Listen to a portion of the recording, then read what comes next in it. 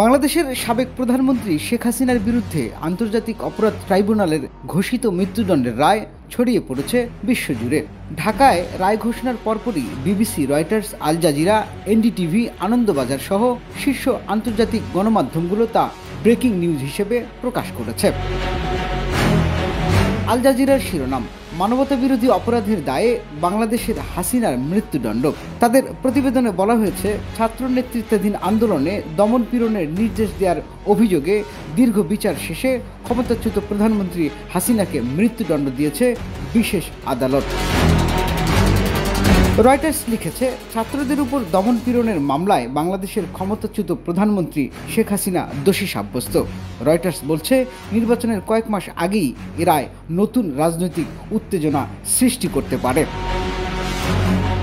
BBC তাদের প্রতিবেদনে তুলে ধরেছে, বিক্ষোভ দমনে নৃশংসতার দায়ে শেখ হাসিনার মৃত্যুদণ্ড। বিবিসি জানায়, বিক্ষোভে ভয়াবহ দমন পীড়নের অভিযোগে অনুপস্থিত অবস্থাতেই তাকে বিচার করা হয়েছে। তুরস্ক ভিত্তিক আনাদুলু এজেন্সি জানায়, রায় ঘোষণার পর ঢাকার আদালত শেখ হাসিনা ও তার সহযোগীর সব সম্পত্তি বাজেয়াপ্তেরও নির্দেশ দিয়েছে। ভারতীয় সংবাদ মাধ্যম এনডিটিভি লিখেছে, মানবতাবিরোধী অপরাধের জন্য বাংলাদেশে শেখ হাসিনার মৃত্যুদণ্ড। তারা বলছে, 3টি অভিযোগে দোষী সাব্যস্ত হয়ে এই রায় এসেছে, যা গত বছরের ছাত্র নেতৃত্বাধীন আন্দোলনের দমন পীড়নের সঙ্গে সংশ্লিষ্ট। আনন্দবাজার শিরোনাম করেছে, শেখ হাসিনাকে মৃত্যুদণ্ডই দিল বাংলাদেশের ট্রাইব্যুনাল। রায় ঘোষণা হতেই হাততালিতে ফেটে পড়ল আদালত কক্ষ। তাদের প্রতিবেদনে রায় সরাসরি সম্প্রচারের কথাও উল্লেখ করা হয়েছে।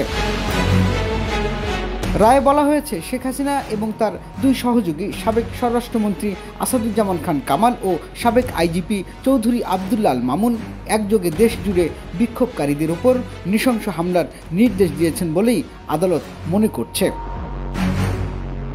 বাংলাদেশের এই ঐতিহাসিক রায়টি শুধু দেশের রাজনীতি নয়, আন্তর্জাতিক অঙ্গনেও আলোচনার কেন্দ্রে পরিণত হয়েছে। আর তাজা প্রতিক্রিয়া তুলে ধরেছে বিশ্ব মিডিয়া, যা আগামী দিনের বাংলাদেশের রাজনৈতিক বাস্তবতাকে আরও আলোচনার মুখে আনবে।